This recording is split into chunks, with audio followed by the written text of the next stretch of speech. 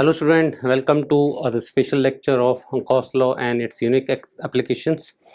जो हम generally Gauss law पढ़ते हैं वो इंटीग्रल फॉर्म में पढ़ते हैं, तो मैं यहाँ पे डिफरेंशियल फॉर्म और उसकी एप्लीकेशन और कुछ ऐसी मिसलेनियस एप्लीकेशन जहाँ पे गॉस लॉ को हम बड़े ही यूनिक तरीके से यूज़ करके उन प्रॉब्लम्स को बड़ी एलिगेंटली सॉल्व कर सकते हैं। ठीक है, तो लेट्स स्टार्ट।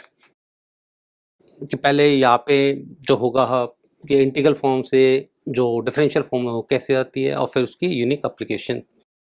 तो ये हमारे पास जो है जो कि हम टिपिकली पढ़ते हैं इंटीग्रल फॉर्म में कि flux on A Gaussian surface is this much, और जो यहाँ पे है जो situation that is the net charge is the charge density through the Gaussian surface, that is the volume enclosed by the Gaussian surface is given, so we can use the integral here.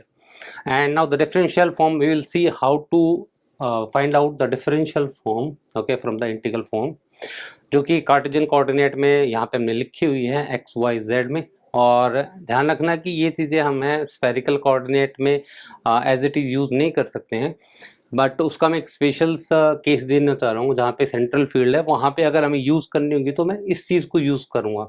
लेकिन हम generally है नहीं use करना चाहेंगे, वहाँ पे हम basic से ही करना चाहेंगे, इसीलिए मैं इसका डेरिवेशन दूंगा ताकि हमें बेसिकली कैसे यूज़ कर सकते हैं इन अदर सिचुएशंस। ठीक है, कार्टेशियन कोऑर्डिनेट में हम इस चीज़ को हम डायरेक्टली यूज़ कर सकते हैं। तो ये फील्ड की टर्म्स में है। अगर पोटेंशियल है, पोटेंशियल आपको पता है डेरिवेटिव ऑफ पोटेंशियल डिफरेंस, तो उसके टर्म्स में भी मैं इस जो कि गॉस लॉ के डिफरेंशियल फॉर्म है उसके फॉर्म में भी लिख सकते हैं। बस यहाँ पे क्या आ जाएंगे, डबल डेरिवेटिव आ जाएंगे। तो लेट्स स्टार्ट कि what is the differential form. तो मान लो कि इस स्पेस में फील्ड है ई एक्स, ई वाई और ई जेड, आई कैप, जे कैप और के कैप, और तीनों डायरेक्शन में जो फील्ड है they can be function of x coordinate, y coordinate and z coordinate. ठीक है, तो एक छोटा सा हमने क्यूब एज्यूम किया है, ठीक है, जिसकी dimension d x, D Y, D z है, और उसमें जो फील्ड है वो तीनों डायरेक्शन में है। ई वेक्टर है, उसके तीन कंपोनेंट है, e x i cap, e y j cap, e z k cap, और जो ई एक्स है that can itself be function of x y and z.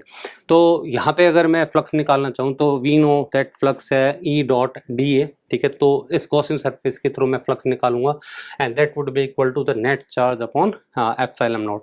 तो लेट्स सी कि मैं अगर इस एरिया के थ्रू फ्लक्स निकालना चाहूँगा जो कि एरिया होगा d y into d z. तो जो यहाँ पे जो फील्ड होगा किसी एक्स वाई जेड पे, ये हमने d x, D Y, D z का क्यूबॉइड एज्यूम किया। अगर मैंने क्यूब बोला तो that can be that should be treated as a cuboid. तो जो यहाँ पे फील्ड होगा एक्स डायरेक्शन में, मैं उसको ऐसे लिख रहा हूँ एक्स वाई जेड। ठीक है, इन आई डायरेक्शन। ऐसे ये कंपोनेंट होगा जो वाई डायरेक्शन में होगा, इसको हम ई एक्स कह रहे हैं। ठीक है, और इस फील्ड की वैल्यू यहाँ पे होगी ई एक्स प्लस डी एक्स, क्योंकि यहाँ पे केवल है एक्स कोऑर्डिनेट चेंज हो रहा है। ठीक है, सिमिलरली मैं बात कर सकता हूँ वाई डायरेक्शन में, यहाँ पे ई एक्स वाई जेड और यहाँ पे E x Y plus D Y Z and so on. तो इस तरीके से 6 सरफेस के थ्रू मैं नेट फ्लक्स निकालना चाहूँगा। पहले ये जो सरफेस है जो कि वाई जेड प्लेन के अंदर है, उसके अंदर जो फ्लक्स होगा वो कितना होगा भाई, ये आउटगोइंग फ्लक्स है, पॉजिटिव है, ये नेगेटिव है। तो आई कैन राइट दिस कि जस्ट सिंपली, क्योंकि ये फील्ड है इस सरफेस के इस जो एरिया वेक्टर उसके पैरेलल है, I can simply write it e x plus d x Y z, okay, and into d Y D z. तो ये outgoing flux that is positive, और यहाँ पे जो नेगेटिव फ्लक्स क्योंकि इनकमिंग है x Y z d y into d z. और इस तरीके की सिमिलर टर्म्स वाई डायरेक्शन और जेड डायरेक्शन के लिए भी आएगी, तो मैं उनको अभी लिख नहीं रहा हूँ। ठीक है, एंड हमें समझ में आ जाएगा कि जो चीज़ें यहाँ पे होगी वही उस तरीके से वहाँ पे भी होगी, केवल एक्स वाई से वाई और जेड से रिप्लेस हो जाएगा, that's it. And that will be equal to net flux is equal to, ये पूरा गॉसियन सरफेस है, that will be equal to net charge enclose. Let's say यहाँ पे चार्ज डेंसिटी है rho and that is a function of x Y Z. तो rho as a function of x Y Z into D X into D y into d z ये volume हो गया इस cuboid का over epsilon not, ठीक है। तो that is the Gauss law from the basics, और इसी से हमारी डिफरेंशियल फॉर्म आने वाली है, ठीक है। तो मैं अगर मैं इस टर्म पे फोकस करूं, अगर आप ध्यान से देखें तो I can take out the common as d y into d z, और जो यहाँ पे आ रहा है वो एक्चुअल में क्या बता रहा है एक तरीके से कि फील्ड है एक्स डायरेक्शन में कितना चेंज हुआ है। तो आई कैन सी कि किसी भी पर्टिकुलर डायरेक्शन में फील्ड जब चेंज होता है मैं उस फील्ड की वैल्यू कैलकुलेट कर सकता हूँ। आप सिंपल सा कैलकुलस से आप देख सकते हो कि जो डेरिवेटिव की डेफिनेशन होती है that is something like this, ठीक है। तो मैं इस चीज़ को इस तरीके से लिख सकता हूँ, अगर मैं इसको डी एक्स से डिवाइड करूँ और डी एक्स से मल्टीप्लाई करूँ तो it will come like this, e x plus d x Y z minus e x Y Z, तो यहाँ आ जाएगा डी एक्स और ये आ जाएगा डी एक्स इधर, ठीक है। तो आप इस डेफिनेशन से आप देख सकते हो this is the derivative of E, यानी कि इलेक्ट्रिक फील्ड का डेरिवेटिव है एक्स डायरेक्शन में जो फील्ड है उसका derivative with respect to only X, क्योंकि यहाँ पे Y Z are just symbolic constant, ठीक है। तो हम इस चीज़ को क्या बोल देते हैं, पार्शियल डेरिवेटिव, या D E bye D x लिख सकते हो जहाँ पे वाई और जेड कांस्टेंट है। तो मैं इस टर्म को, है ना, उसी तरीके से ये दो अगली टर्म होगी उनमें भी ये चेंजेस आ जाएंगे, ठीक है। तो मैं इस चीज़ को लिखता हूँ डी वाई डी जेड और डी एक्स, और ये क्या है ई, यानी कि एक्स डायरेक्शन में जो फील्ड है, क्योंकि यहाँ पे आई कैप है यानी कि एक्स डायरेक्शन की फील्ड की ही हम बात कर रहे हैं, वो एक्स डायरेक्शन में कितना चेंज हो रहा है। तो मैं इस चीज़ को ऐसे लिख रहा हूँ डेल ई एक्स ओवर डेल एक्स, ठीक है। आप इस चीज़ को ऐसे भी लिख सकते हो d e x over d x where y and z are treated as constant. जब है एक फंक्शन कई चीज़ों पे डिपेंड कर रहा होता है, हम जनरली ट्रेडिशनली है एक ही वेरिएबल की बात करते हैं, लेकिन कई बार चीज़ें हैं कई और वेरिएबल्स पे डिपेंड करता है, तो उसमें जो नेट रेट ऑफ चेंज होता है वो तीनों से हमें फाइंड आउट करना होता है, तो तीनों के टर्म्स आ सकती है। लेकिन यहाँ पे हम जो स्पेसिफिकली देख पा रहे हैं वो केवल इस फिजिकल इस फंक्शन की जो रेट ऑफ चेंज है केवल x में कितना चेंज हो रहा है उसकी वजह से हम फाइंड आउट कर रहे हैं, तो that's why it is being written like this. उसी तरीके से y और z की टर्म्स भी होगी, वहाँ पे है यहाँ पे del E Y by del Y and similarly del E Z over del Z आ जाएगी, और इधर है rho and D x D Y and D Z over epsilon not, ठीक है। D x D Y D Z cancel out हो जाएगा, तो इधर आ जाएगा del E X by del X and del E Y by del Y, जो कि हम पहले ही देख चुके हैं कि इस तरीके की फॉर्म हमारे पास आ गई है, ठीक है। तो इस चीज़ को हम यूज़ कर सकते हैं डिफरेंशियल फॉर्म को, कि अगर हमें फील्ड का फंक्शन दे रखा है तो we can find out the charge density and so on.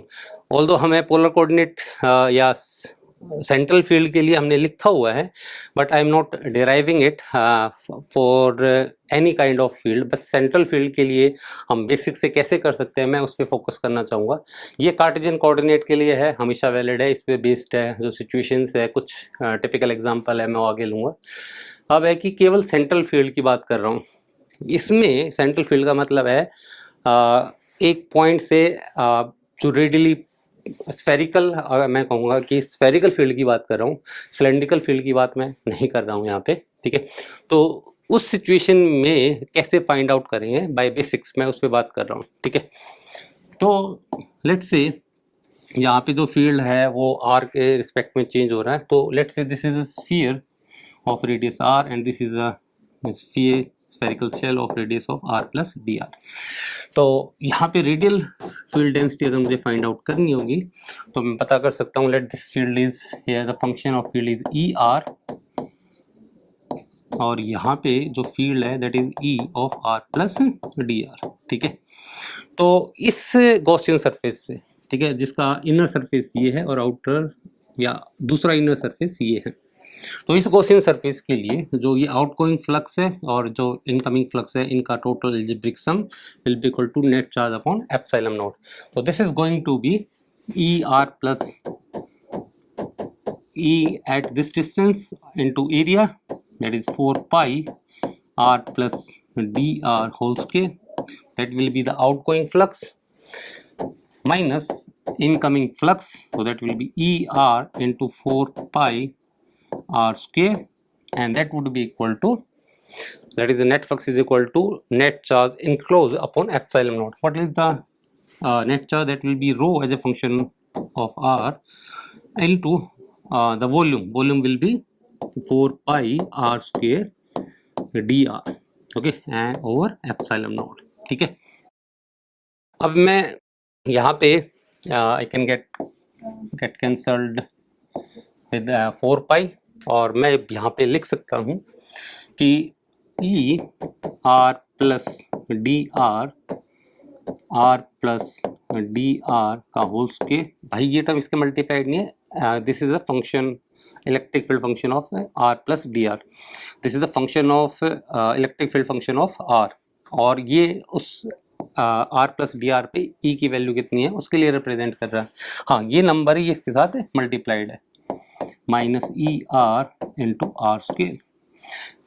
Okay, अब मैं इस चीज़ को इधर ले आता हूँ. Now from the definition of derivative I can see this is the derivative of कि आर स्क्वेयर ई आर का डेरिवेटिव है, कि यहाँ पे आर स्क्वेयर ई आर है और यहाँ पे वही value r plus d r के लिए. तो I would write this derivative of r square E r with respect to r. ठीक है, आप यहाँ पे क्योंकि एक ही चीज़ का फंक्शन है तो डी भी लिख सकते हो और डेल भी लिख सकते हो. ठीक है, तो that is going to be rho r over epsilon not, और इस आर को स्क्वायर को मैं यहाँ पे ले आता हूँ. ठीक है, तो आप इस चीज़ को भी यूज़ कर सकते हो. ठीक है, अदरवाइज आप बेसिक से भी कर सकते हो, जो कि मैं आगे क्वेश्चन लेके कर सकता हूँ. ठीक है, मैं यहाँ पे बस ये बताना चाह रहा था कि आप इस तरीके से है चीज़ें आप नहीं लिख सकते हो. ठीक है, यहाँ पे चीज़ें चेंज हो जाएगी. आप सिंपली ये नहीं लिख सकते थे कि del E by del r is equal to rho by epsilon not. तो आर स्क्वेयर है वो आपको अंदर लेके उसको डिफरेंशिएट करके आर स्क्वेयर से डिवाइड करना है. These are not the same thing, कि ये जो चीज़ आई है ये चीज़ is not equal to del E over del R. ठीक है, पहले फील्ड को आप आर स्क्वायर से मल्टीप्लाई करना, उसको डिफरेंशिएट करना, फिर उसको आर स्क्वायर से डिवाइड करना. इन दोनों में डिफरेंस है. ठीक है, तो इसको यूज कर सकते हो या आप बेसिक से कर सकते हो. अगर आपको जनरल ट्रीटमेंट चाहिए तो आपको है पूरा स्फेरिकल कोऑर्डिनेट सिस्टम में चीज़ें स्टडी करनी पड़ेगी. मैंने just for sake of completion इस चीज़ को लिया है. There is no mean of that we have to pursue such kind of mathematics. अब आता हूँ मैं इसकी एप्लीकेशन पे कि यस ये चीज़ें हम पढ़ते हैं कि सिमेट्रिकल सिचुएशन में फील्ड कैसे फाइंड आउट करते हैं.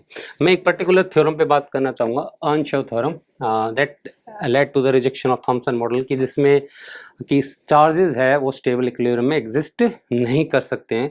जो कि लग रहा था कि थॉमसन मॉडल है that can B correct, but that is not possible. Stable equilibrium can not exist in electrostatic situation.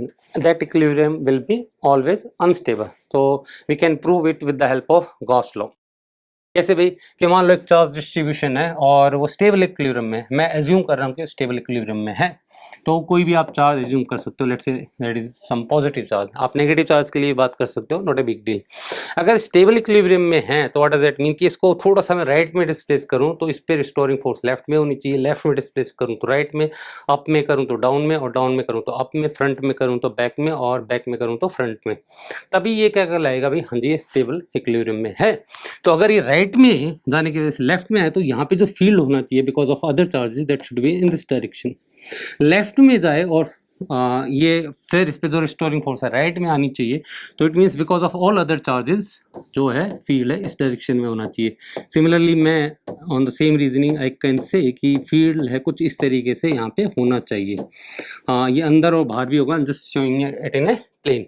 तो फील्ड कुछ इस तरीके से होना चाहिए. अगर मैं एज्यूम कर रहा हूँ कि स्टैटिक चार्ज डिस्ट्रीब्यूशन में कोई भी चार्जेस है वो स्टेबल इक्विलिब्रियम में है, तो फील्ड कुछ इस तरीके का होना चाहिए.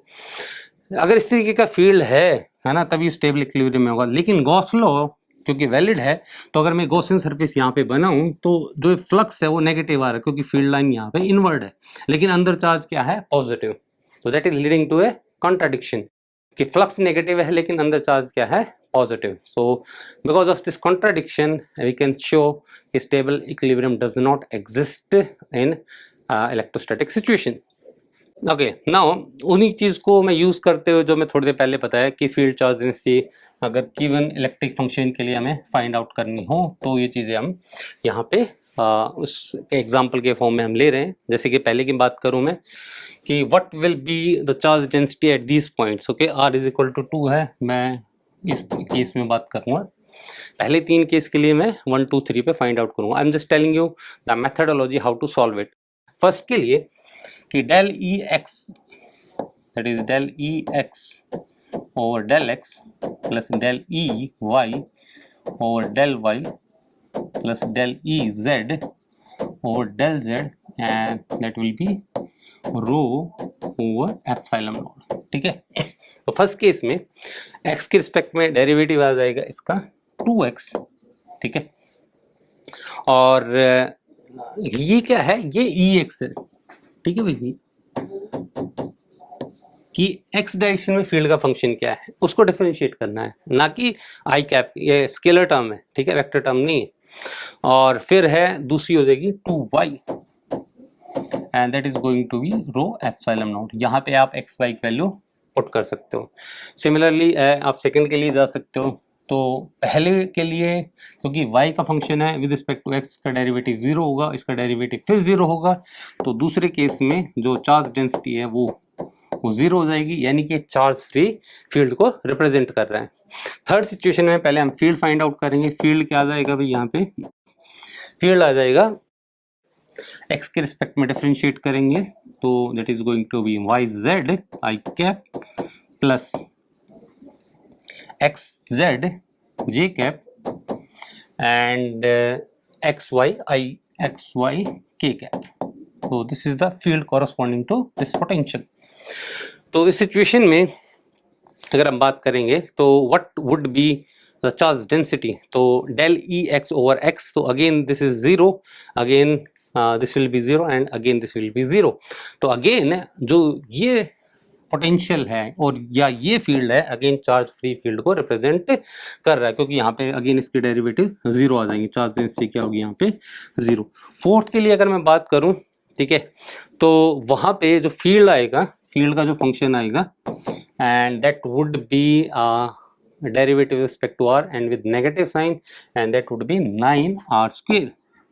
तो मैं यहाँ पे जो फॉर्म है बेसिक्स से ना करके जो मैं स्टार्टिंग में फर्स्ट पेज पे जो बताई थी उसी को यूज़ करूँगा कि पहले मैं r² से इसको मल्टीप्लाई करूँगा. तो that would B r² into 9r² delta r and over r². तो यहाँ पे ये हमारे पास क्या आ जाएंगे, charge density. Okay, you can easily do the mathematics here. 9 will come out common and r की पावर 4 का डेरिवेटिव हो जाएगा 4r³ and r². तो r की वैल्यू वहाँ पे पुट करके we can find out the charge density function. ठीक है. मूविंग अहेड, दूसरी एप्लीकेशन है कि सिचुएशंस, कुछ सिमेट्रिकल सिचुएशन में हम फोर्स कैलकुलेट कर सकते हैं यूजिंग द गॉस लॉ. जहाँ पे एक सिचुएशन में यहाँ पे शो कर रहा हूँ कि लेट्स से कोई चार्ज सरफेस चार्ज है और चार्ज डेंसिटी यहाँ पे सिग्मा है और this area is D A vector. तो अगर और यहाँ पे इलेक्ट्रिक फील्ड ई है, तो जो यहाँ पे है डिफरेंशियल चार्ज की मैं बात कर रहा हूँ, थोड़ा बड़ा बना है जस्ट फॉर द क्लैरिटी. तो यहाँ पे जो नेट फोर्स आएगी that will be D Q E. तो नेट फोर्स तो इधर आएगी डी क्यू ई. ठीक है, ये नेट फोर्स आएगी. अब इस फोर्स के दो कंपोनेंट हो जाएंगे, एक परपेंडिकुलर और एक parallel. Perpendicular to the surface और पैरेलल टू सरफेस. लेकिन मैं यहाँ पे परपेंडिकुलर फोर्स की बात कर रहा हूँ. ठीक है, तो परपेंडिकुलर फोर्स होगी वो इस फोर्स का cos phi component. Okay, I have taken this is phi here. Okay, you can take phi here as well. तो जो परपेंडिकुलर फोर्स होगी वो ये होगी. लेकिन अगर आप ध्यान से देखें तो E D A cos phi, तो दैट इज एक्चुअल में फ्लक्स. ठीक है, या आप इसको है वेक्टर फॉर्म में भी लिख सकते हो. तो this will be d phi.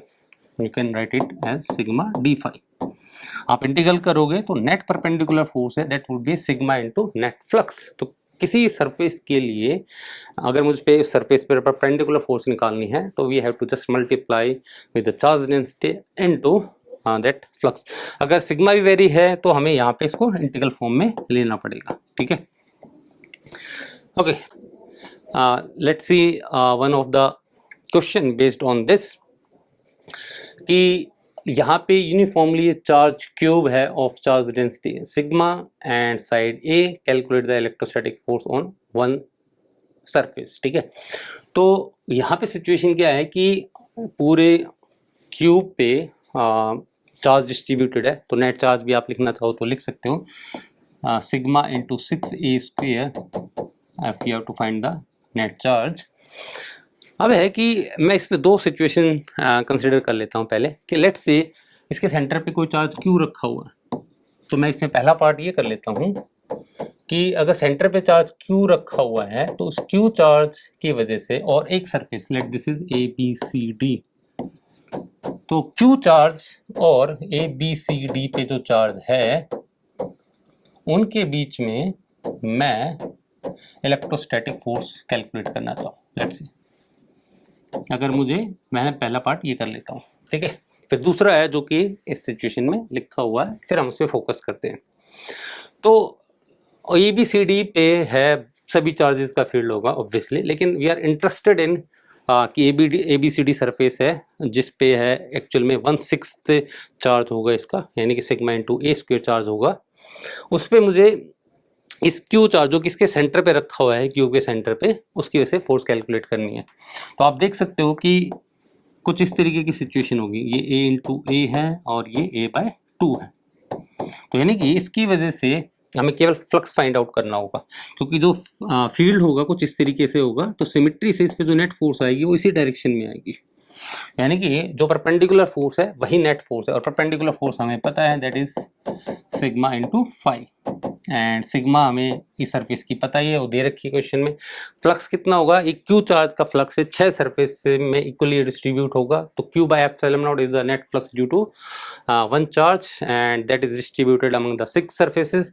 तो flux through one surface would be q by 6 epsilon naught.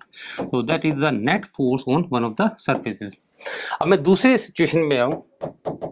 अब दूसरी सिचुएशन में चार्ज क्यू नहीं है, अब मुझे केवल A B C D surface पे नेट फोर्स कैलकुलेट करनी है because of the all other charges.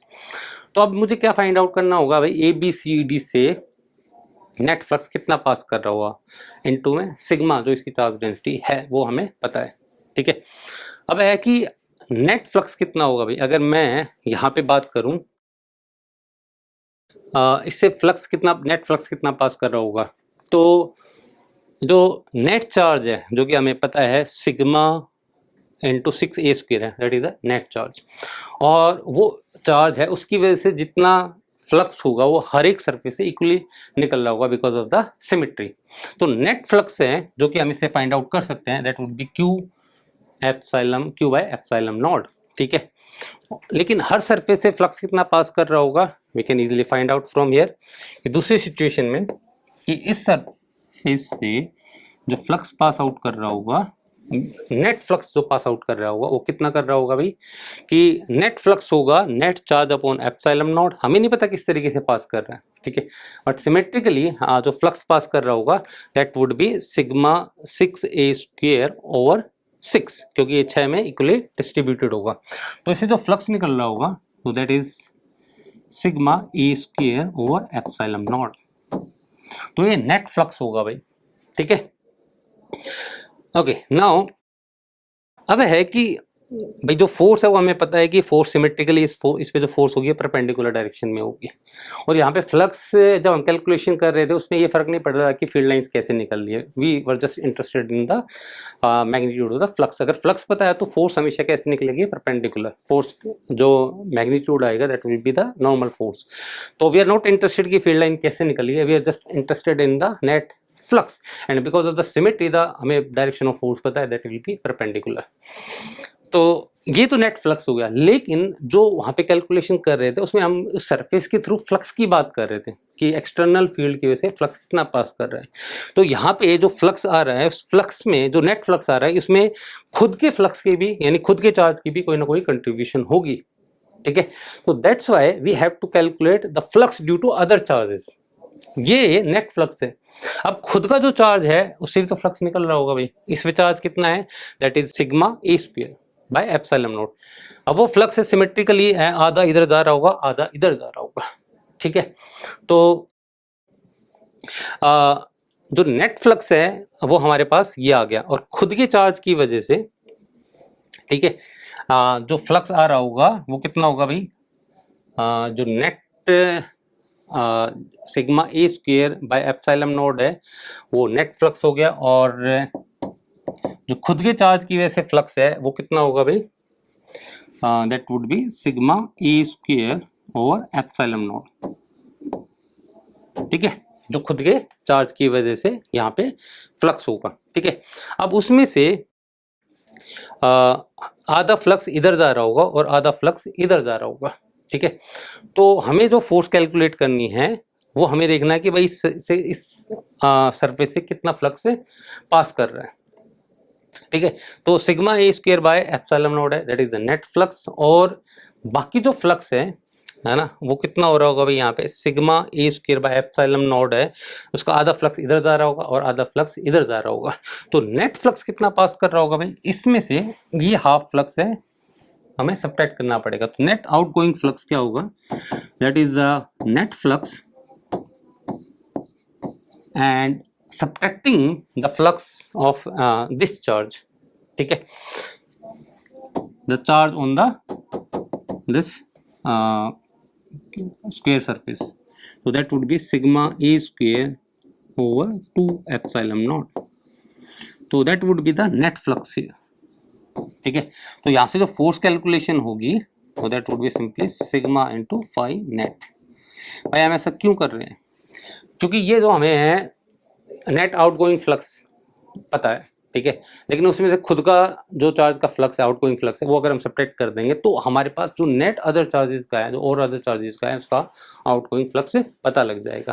That's why we are subtracting the half of the flux coming from this charge, ठीक है। तो दैट इज अनदर एप्लीकेशन। अब है same चीज़ है यहाँ पे कैलकुलेट कर सकते हैं हम, इसी चीज़ को यूज कर सकते हैं कि नेट फोर्स है, that is net normal force is sigma times of the net flux. तो अब मुझे क्या करना है कि यहाँ पे एक हेमिस्फीयर है ऑफ चार्ज डेंसिटी सिग्मा, और उसकी वजह से यहाँ पे फील्ड फाइंड आउट करना है। ये एक्चुअल में पॉइंट यहाँ पे है और मुझे इस हेमिस्फेरिकल शेल की वजह से इस टॉप मोस्ट पॉइंट पे फील्ड कैलकुलेट करना है। तो भाई मैं क्या कर सकता हूँ, मैं ये कर सकता हूँ कि अगर मैं यहाँ पे कोई पॉइंट चार्ज Q ले लूँ और इन दोनों के बीच में फोर्स ऑफ इंट्रैक्शन ले लूँ, ठीक है, तो मैं इससे इस पे फोर्स कैलकुलेट करूँ या इससे इस पे फोर्स कैलकुलेट करूँ, तो because of Newton third law that will B same. तो फोर्स आ जाएगी और मैं अगर चार्ज Q से डिवाइड कर दूंगा तो यहाँ पे जो नेट फोर्स होगी Q into field and field of this arrangement. तो नेट फोर्स को अगर मैं Q से डिवाइड कर दूंगा तो वो क्या होगा, इससे चार्ज डिस्ट्रीब्यूशन का, हेमिस्फेरिकल चार्ज डिस्ट्रीब्यूशन का यहाँ पे फील्ड होगा। तो let's try to do it. तो मैं इस चार्ज Q की वजह से इस पे नेट फोर्स कैलकुलेट करना चाहूँगा। कैसे कैलकुलेट कर सकते हैं भाई, यहाँ पे मैं क्या करता हूँ भाई, यहाँ पे I am using the idea of flux. ये कुछ इस तरीके से मैंने यहाँ पे क्या लिया भाई,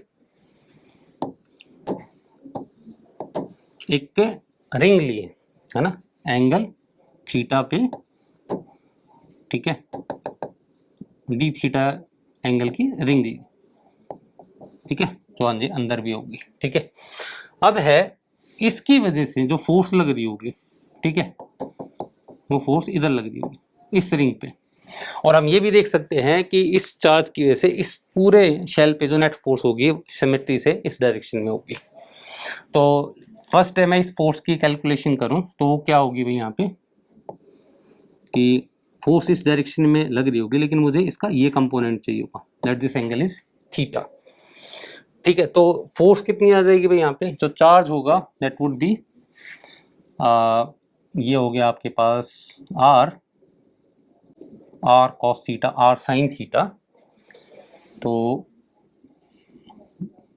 सिग्मा, मैं इस एरिया को डी ए ही मान लेता हूँ, ठीक है, डी ए ही मान लेता हूँ।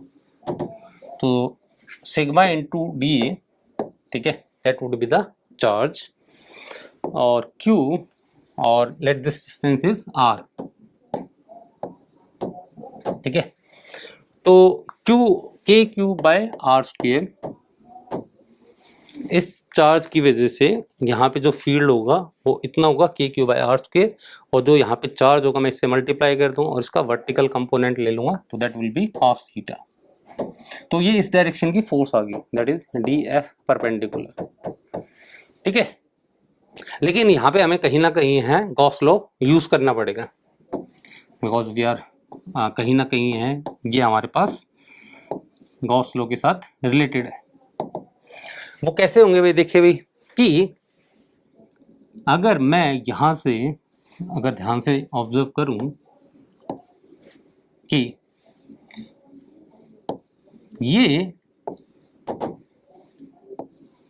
जो लाइन है, ठीक है, ये इसके परपेंडिकुलर लाइन है, ठीक है, और ये वर्टिकल लाइन है, और ये इस चार्ज से आने वाली लाइन है, ठीक है। तो ये और ये एंगल क्या है भाई, सेम है, ठीक है। It means this angle and this angle, these two angles are equal, phi या थीटा कहीं भी, और थीटा। तो मैं यहां से आराम से कह सकता हूं कि भाई ये दोनों एंगल क्या है, सेम, ठीक है। तो मैं, हाँ, फोर्स में ये कॉस थीटा, ये वाला थीटा आ रहा है, ठीक है, ये वाला थीटा आ रहा है। लेकिन फ्लक्स के लिए अगर मैं बात करूं, तो फ्लक्स के लिए क्या होगा भाई, एरिया वेक्टर इधर है और फील्ड वेक्टर इधर है और फोर्स वेक्टर इधर है एक्चुअल में। तो यहाँ पे है एक कोइंसिडेंस कह लो, या हाँ जी मैथमेटिकल एक सिचुएशन है जहाँ पे ये चीज़ें हैं, दे आर क्वालिफाइंग, कि ऑल्दो है जो फोर्स, जो फील्ड वेक्टर, जो फोर्स आ रही है, जो हम पीछे जो सिचुएशंस में हम बात कर रहे थे, जो थीटा फ्लक्स की कैलकुलेशन के लिए यूज हो रहा था और थीटा फोर्स के लिए जो कैलकुलेशन यूज कर रहे थे, वो एंगल दोनों के दोनों यहाँ पे अलग है, बट बाय कोइंसिडेंस या मैथमेटिकल या किसी एक रीजन की वजह से they are happening to be the same. तो अगेन मैं इस चीज को यूज कर सकता हूँ in order to calculate the flux. क्या आ जाएगा भाई यहाँ पे, Q by r square, that is field into, ठीक है, डी ए कॉस थीटा। तो दिस इज द फील्ड, ठीक है, and this is area vector, तो d A cos theta, so that is a small flux, so that is going to be sigma d phi. अब net force क्या आ जाएगी यहाँ पे, तो नेट तो नेट फ्लक्स क्या होगा भाई, यानी कि मुझे क्या निकालना है, एक तरीके से इस क्यू चार्ज की वजह से इस पे नेट फ्लक्स कैलकुलेट करना है, यानी कि इसके लिए हमें नेट फ्लक्स कैलकुलेट करना होगा। तो हम कैसे कर सकते हैं भाई यहाँ पे, तो एक तरीके से we can use here solid angle. तो मैं यहाँ पे है फ्लक्स निकालने के लिए क्या यूज कर रहा हूँ मैं, यहाँ पे क्यू चार्ज है एंड आई वांट टू, भाई जो फ्लक्स है इस सर्कुलर फेस से पास हो रहा होगा, वही फ्लक्स है इस हेमिस्फेरिकल सरफेस से पास हो रहा होगा। क्यों भाई, क्योंकि ये गॉसियन सरफेस है, तो नेट फ्लक्स क्या होगा, जीरो। तो इससे जितना पास कर रहा होगा उतना यहाँ से पास कर रहा होगा मैग्नीट्यूड वाइज। तो मैं जो फ्लक्स है इसे कैलकुलेट कर लूंगा, वही फ्लक्स इसके थ्रू होगा, और इसके थ्रू बड़े आराम से मैं फाइंड आउट कर सकता हूँ। अगर मुझे सॉलिड एंगल पता है, ये एंगल 45 डिग्री है, तो 45 डिग्री के कॉरस्पॉन्डिंग जो सॉलिड एंगल है सेमी वर्टिकल एंगल के टर्म्स में वो हमें पता है, दैट इज 1 माइनस कॉस 45, ठीक है। तो यूनिटरी एंगल से हम बात कर सकते हैं कि क्यू चार्ज से जो फ्लक्स है पूरे स्पेस में डिस्ट्रीब्यूटेड होगा, पर यूनिट सॉलिड एंगल होगा क्यू बाय 4 पाई, और इस सॉलिड एंगल के लिए कितना हो जाएगा, Q by 4 pi into this solid angle. तो फ्लक्स आ जाएगा Q by 4 pi per unit solid angle into this solid angle,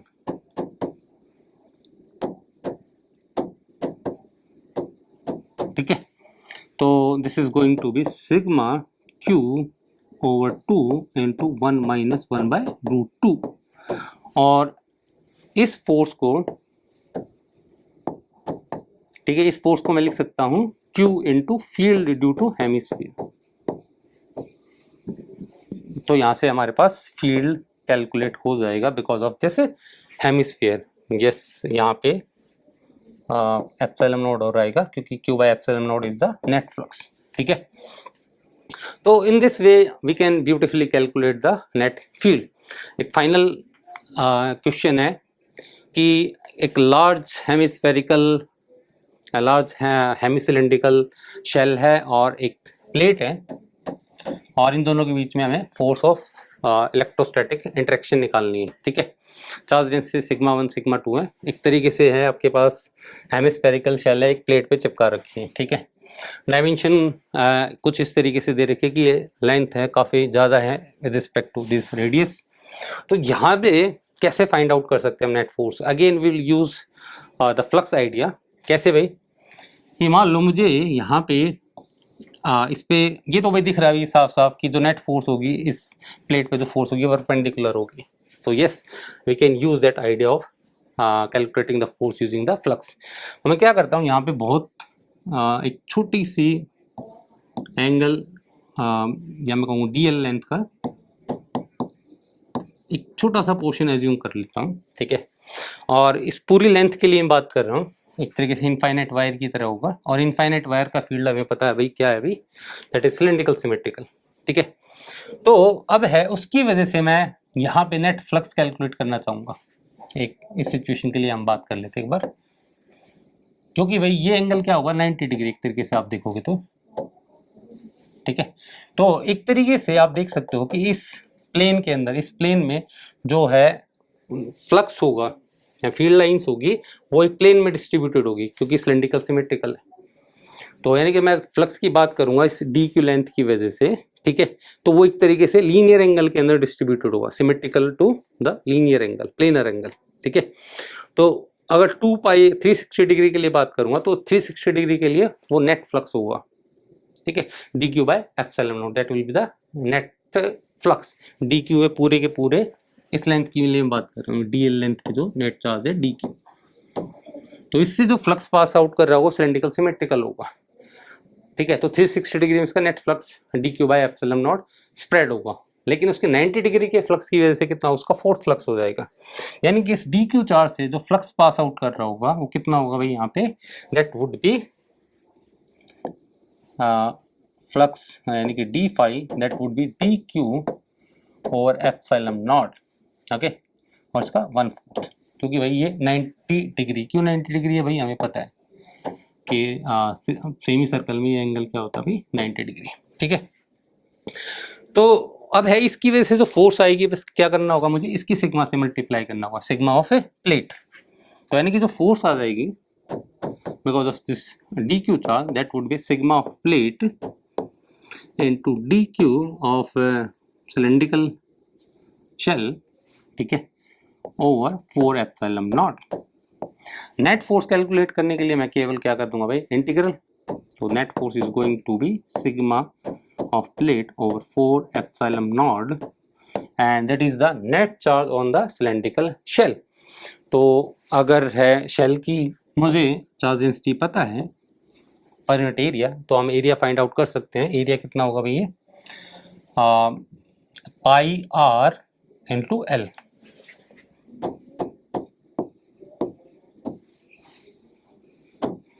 ठीक है भाई, तो इस तरीके से हम देख सकते हैं कि बहुत ही अच्छे एलिगेंट तरीके से we can use Gauss law in certain situation. और इसकी जनरली हम इंटीग्रल फॉर्म स्टडी कर सकते हैं, लेकिन differential form is as useful. आप देख सकते हो कि बहुत सारे फील्ड ऐसे होते हैं जहाँ पे चार्ज प्रेजेंट नहीं होता, लेकिन वहाँ पे फील्ड वेरिएबल होते हैं, that is a function of x and y। Hopefully you have like this video. Have a good day.